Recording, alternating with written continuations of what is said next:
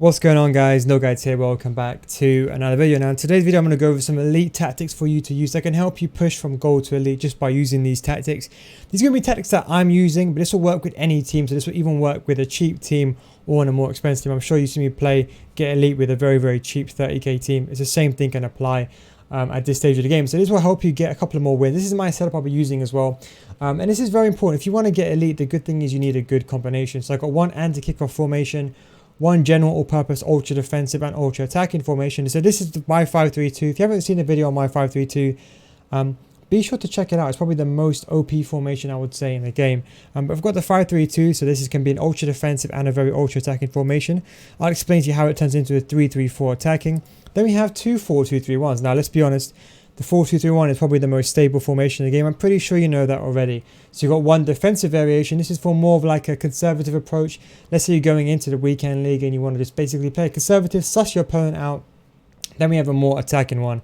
So this would be the one that I would use, for example, if I was losing and I couldn't get past my opponent, I'll then change to this one. Let's say 60 minutes I was attacking, but I'll use many of these formations. Then I have the 4-4-2, which in my opinion is the best formation for pressing. So this would be a formation that if you're a goal behind and you need to press your opponent, apply pressure, the 4-4-2 naturally is a wide formation. It covers most areas of the pitch, so it'd be very good for pressing. This is the exact setup I'm going to be using this weekend league. We also have an anti-kickoff formation as well, so don't forget I don't use this formation. This is just to stop the kickoff, so I'll only use this for a couple of seconds. I've got drop back, everything on one depth. And I said when my opponent kicks off, especially now in weekend league, don't forget the worst thing you want to do is concede a goal, especially at this stage of team in the season. People are not messing around. You don't want to kind of concede a goal. So we've got everyone just put them on stay back while attacking or come back on the fence. So just make sure you put these guys on come back on the fence for every single position. That's really important, because if you don't do that, what's going to happen is when your opponent kicks off first, don't forget there's a transition period between when you change your formation and when you don't. So it's very important that you put these guys all on come back on the fence. So yeah, after the first 10 seconds, I'll then change to one of the formations. I will change to a 4-2-3-1, but we're going to start with the 5-3-2 first. Now, this formation, if you haven't seen this video, this is in my opinion one of the top 3 formations in FIFA.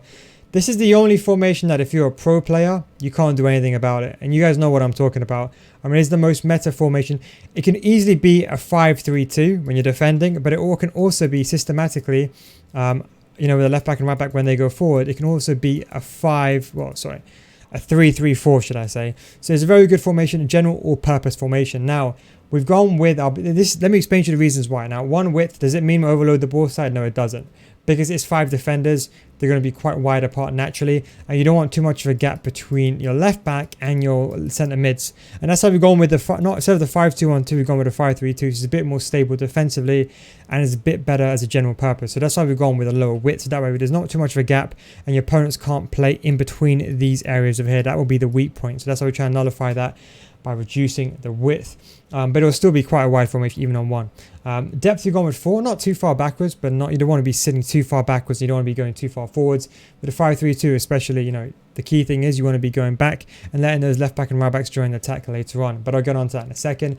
I fancy to start with gone with balanced. I'm pretty sure you know that already. Fast build up play, because you want these guys to be surging forward. So when I get the ball, those left back and right backs are going to be darting forward. Don't forget, when they go forward, they're completely unmarked. So it doesn't matter if you have the best pro player you're playing, they can't mark it. In theory, it's impossible to mark it. And I'll explain to you why it's so OP in a second. One width, because you want it to be narrow as possible when you're attacking, and players in the box 5. Now, why is it so OP? It's because, you see, in a 5 defender formation, these left back and right backs, they have their own lane. So traditionally a 4 defender formation, what would happen is if these left back and right backs join the attack, either one of two things will happen. I guarantee you this. Either one, they remained down the wing and they remain completely unmarked. That means that they'll be available to pass to all the time. That I can almost guarantee you. That's where I designed this formation. Now, if, for example, your opponent plays a very wide width, because let's just say most people are going to play part the bus now width, but let's say they play a wide formation. What will happen is these fullbacks, when they join the attack, they're going to act as kind of, how do I say this? As annoyance. So what will happen is that your opponent's left back and right back, they'll have to shift outwards to kind of mark these areas, and it will create a bigger distance between your opponent's centre backs, your opponent's wide centre backs and the left back and right back. So what you're doing is, by forcing your left back and right back to go forward, you're basically making your opponent either adapt. So either they're going to be like this, the back line is going to be like this, or the back line is going to be like this. Either way, you're going to win. And that's why it will break any defense. That's why it's so effective. Instructions, we put them both on stay central, target man, come back and defense. Target man, you leave them on balance. I leave them on target man because if you're an elite player, you'll know what I'm talking about. 2 5-star weak foots, you get the ball to either striker and you do a 5-star weak foot scoop turn, or you do a fake shot and you basically scored a goal. I'm pretty sure you know that. So that's why we've gone with target man, but you can leave these on balanced. 3, we left the center one and stay back while attacking, cover center. The left centre mid and right centre mid, you put them on free roam, stay back while attacking, cover wing. Cover wing is being the most important thing here. Bit different from cover centre. That way, if the left back and right back do go forward, this way you do have that, you know, the support, the temporary support when you do get countered. So that's why I put cover wing on them. And don't forget the fullbacks. Remember I said you can make this a 5-3-2. If you want to make it a 3-3-4, all you got to do is have the D-pad tactics, fullbacks join the attack, and it immediately turns into a 3-3-4. If you haven't seen this formation, please watch the 5-3-2 video and you'll see, for example, the D-pad tactics, how when you turn them on, it turns into a 3-3-4. Very, very attacking formation. It is probably the most, I would say, top 3 formations of all time in this FIFA in my eyes. Then we have the 4-2-3-1. This is the formation we'll be playing the entire game. Balanced again is the best. Full width, not going to be too wide. Be a bit more narrow, conservative, more centralized, should I say. Get in the center of the corridor, center of the pitch. Depth on 3.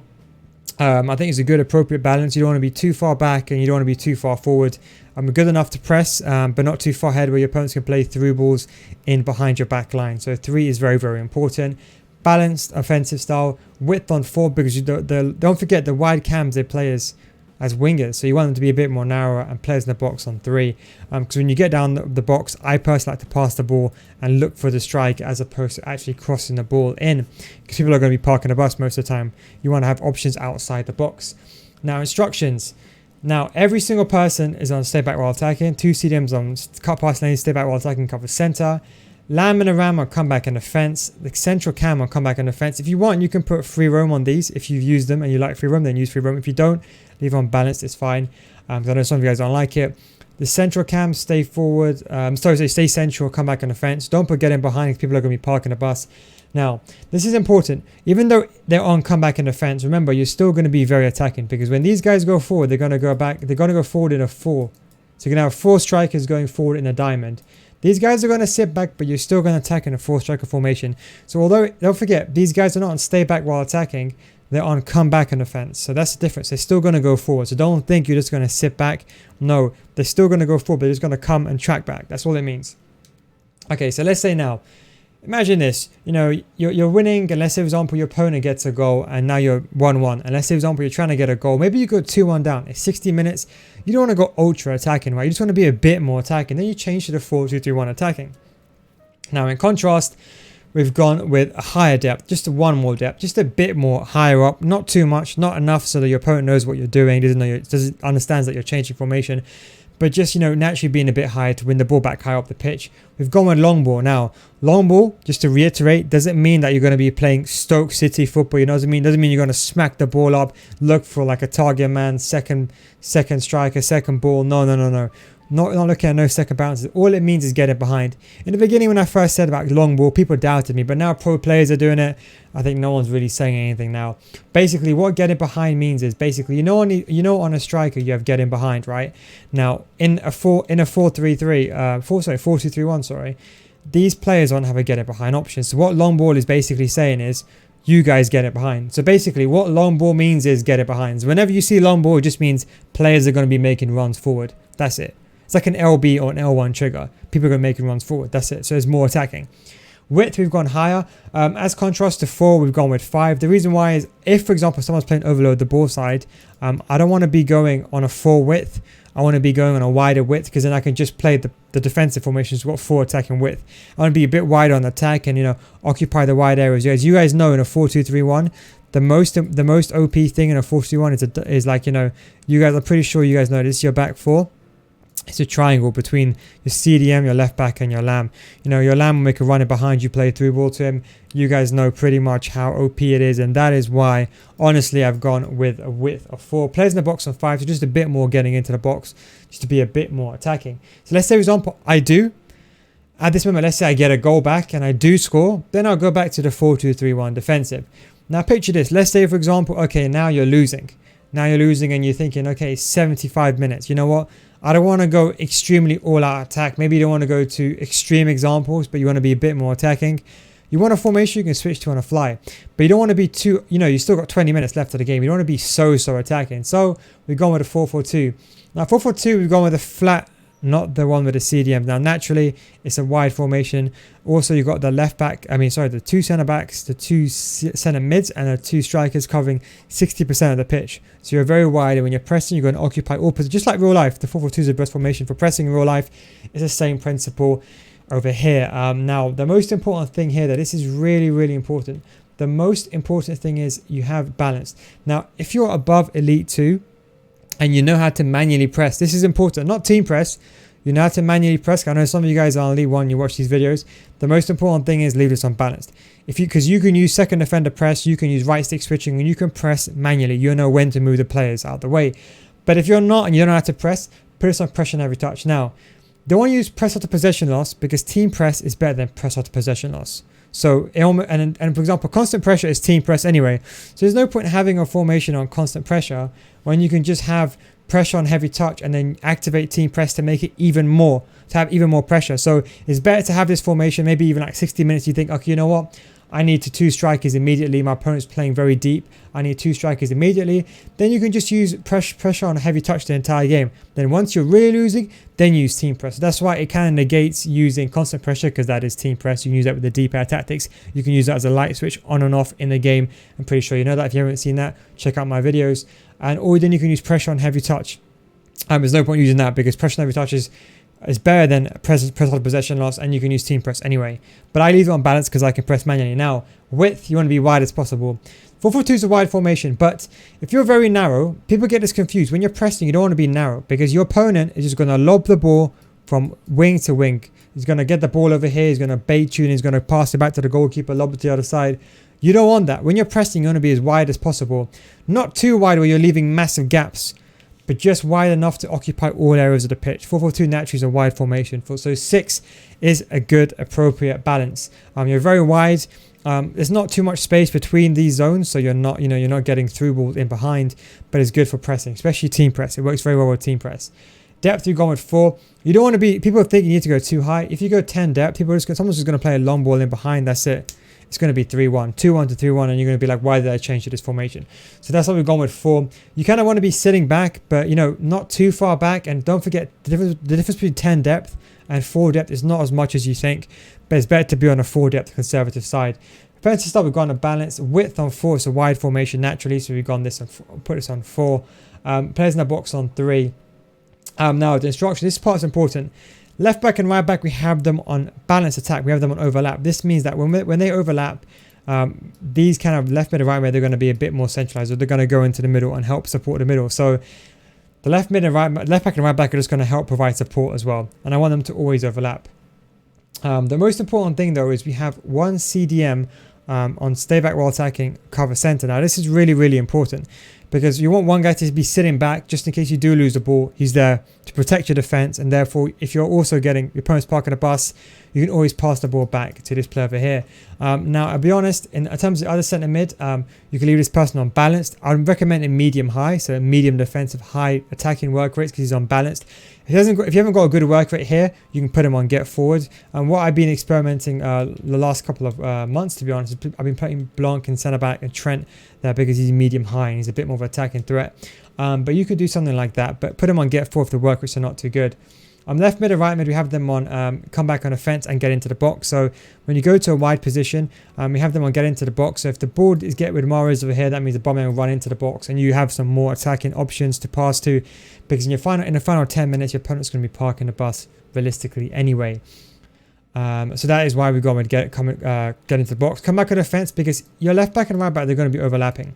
Now sometimes your left back and right back will go beyond your left mid and right mid. Sometimes you might lose the ball and Kante will be there, but he won't be occupying the wide position. So if there's a chance for a left mid and right mid to come back in defense, then let them. So you're not going to be defensive, but they're not going to stay back while attacking. They're just going to come back and defend. And I think it's important if you want to play the 4-4-2. Because you lack the CDMs, I think it's really important you have these guys on comeback and defense. So that way, if you want to use this formation from 60 minutes, at least you have that stability and that support so you don't get countered. So that's why I've got comeback and defense.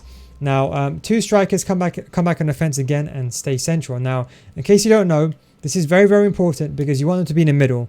Don't want to be going anywhere else. And more importantly, come back on the fence. Because listen, this is important. The pro players will put these guys on stay forward, and that is fine. And you'll see me doing this as well. But the difference is, with the guy on stay forward, if your opponent has the ball with their CDM over here, and your two strikers are now behind, and his back four is over here, right? Now, what's going to happen is you're going to start pushing these players out of position. When you're like kind of reserved, you push one of these centre mids out of position. That's it. You're done. A good player will exploit you. No problems about that. So what a good player, pro player will do is they'll bring back one of the strikers and kind of occupy a position and press with them. Most people don't do that. So having these guys on stay forward, for most people, it's pointless. So that's why I put them on comeback and defense. That way, don't forget, they're not going to be sitting, coming back outside your box.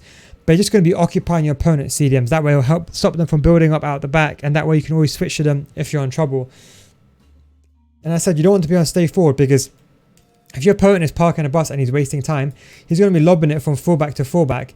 You want to be pressing with your strikers behind the ball. What's the point of pressing with your strikers in front of the ball? It makes no sense. You see what I'm saying? So that's why I said, especially with team press, leave these guys on comeback on offense. It is really important for that. But stay central, you've got two strikers again up front. Now, one thing I didn't explain is the 4-2-3-1. I would use this to close the game out because, you know, unlike the 4-4-2, many of you guys don't know this, but unlike the 4-4-2, if you put these guys on comeback on offense, there's still a massive gap between your centre mids and your two strikers. I'm sure you know that if you play the 4-4-2.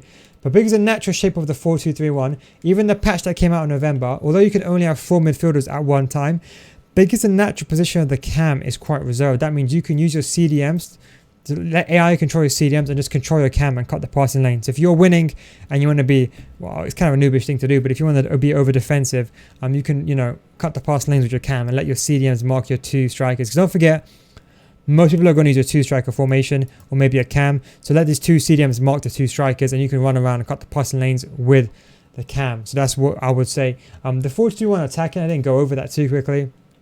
We have both we got the cam on stay forward and the strike on stay forward. So basically, the Lamina Ram on balanced and get into the box. So what this is going to be basically, and we have one of the centre mids. You can leave them on stay back while attacking. I leave one of them basically on balanced. If you haven't got a good work rate, like Blanc is medium, or sorry, he's medium. Hang on, he's high medium, isn't he? So he's higher defensive and medium attacking. I want medium high, the opposite side. So I don't want high medium. So I want high medium. So not medium high. So medium high means okay, yeah. So I want a high medium high attacking. But the problem is, you know, he hasn't got good work rate, so I put him on get forward. So that way you're attacking a four striker formation, but also you got one guy coming in from deep to help up front. The most important thing over here is the Lamina Ram, we have them unbalanced. So we don't want them to come back on the fence. Well, they're still going to come back, but they're not going to come back as much. So we want to be a bit more far forward.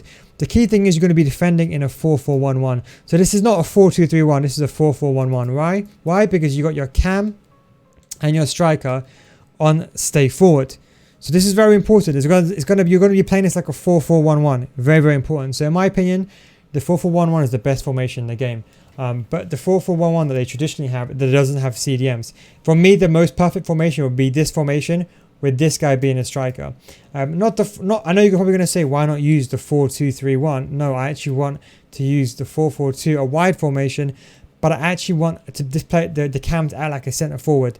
So it only works well with the 4-2-3-1 in my opinion. And the good thing with the 4-2-3-1 is the cams, the wide cams, they're not too far apart. You know, they kind of centralise and they make those run outwards from the inward position. So it always tricks your opponent. So that's why I think the playing this in the 4-4-1 is the best idea. So what I'll do is, again, if I can't get past my opponent, I would use attacking formation. If I'm struggling at these two quarters and I can't get past, I'm like, you know what? I tried, I can't get past. I tried, I can't get past. If I'm playing a top 100 player, that's it. This is the only formation that would break any top 100 player. Because there's not, as I said, I explained earlier, there's nothing they can do about it. It's impossible for a human mind to mark that. Trust me. You can't even control that much AI. Trust me, the way I designed it, you can't defend against it. So you attack in a very, very attacking formation. If you struggle defensively, you can always change to this formation, 4-3-2. And don't forget, you're going to have the left back and right back. So you're going to be defending in a 5-3-2. But I think I'm comfortable enough to defend in a 4-2-3-1. So I would use that to defend. So again, let's say 0-0. Get off the kickoff formation, change to this one. Let's say 45 minutes. I'm struggling. Maybe I'm 1-0 down. I'm 1-1. I don't want to be any more defensive. I'll go to this one. Let's say here I still can't break through. I'll switch between this and a 5-3-2 to trick my opponent. Maybe I have the fullbacks join the attack now and then. Create a 4-striker formation, surprise my opponent. If I can't get past with these three, I'll be honest, most time I should be able to, but then that'll be either best. If I can't get past for a top player, I'll probably just sit very conservatively on a 4-2-3-1. Then I will change to a 4-4-2 if at 60 minutes I'm 2-1 down or 2-0 down, but I don't want to be ultra attacking. So I'll use this, and then if I really need to be overly attacking, then I'll just use activate team press, and then that means these guys are going to press like crazy. And I might do extra striker, a D-pad tactic. What that means is the player or the center mid with the best attacking work rates. I think they're both bad, so Blanc here naturally will go into a striker position. Or go forward to striker position. I mean, that is my tactics for this weekend. Like I said, it will work for both cheap teams and expensive teams. Don't forget to subscribe as well. I've got more videos like this coming soon and daily uploads as well. Don't forget, if you haven't followed me, twitch.tv/NealGuides. I stream there. You can ask me a question when I'm streaming, see how I play, and then see, just get some general advice. Get a bit out of FIFA, should I say. Thank you very much for watching. Take it easy, and I'll catch you next time. Peace out, boys.